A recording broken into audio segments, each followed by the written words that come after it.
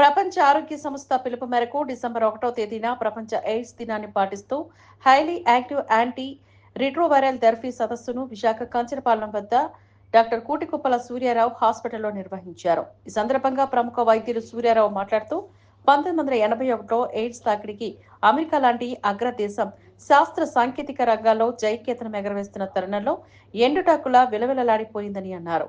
వేల కొద్ది యువకులు ఎయిడ్స్ అని తెలిసిన రెండేళ్లలోనే అత్యంత దయనీయంగా మరణిస్తూ ఉండేవారు. నేడు 2024 ఇప్పుడు ఎయిడ్స్ ఒక దీర్ఘకాలిక వ్యాధి మాత్రమే. ఎయిడ్స్ కు గురి కాకుండా ఎలాగ కాపాడుకోవచ్చు?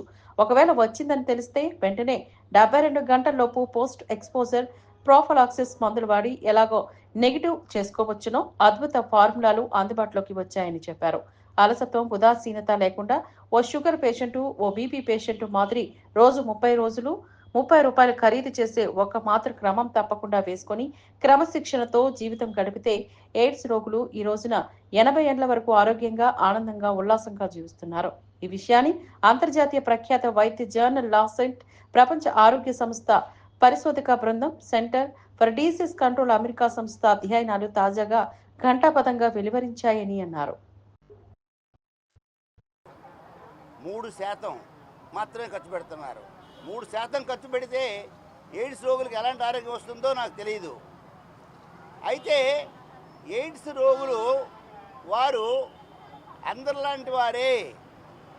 వారిని పట్టుకున్నా, వారిని ముట్టుకున్నా వేరే వారికి వ్యాధి వ్యాప్తి చెందదు. అందుకారణం చేత ఈ సంవత్సరం ఏంటన్నారంటే సామూహికంగా అందరం కలిసి ఎయిడ్స్ వ్యాధిని నివారించాలని రైట్ పాత్ అన్నటువంటి ఒక సందేశాన్ని ప్రపంచ ఆరోగ్య సంస్థ నినాదంగా ఇచ్చింది.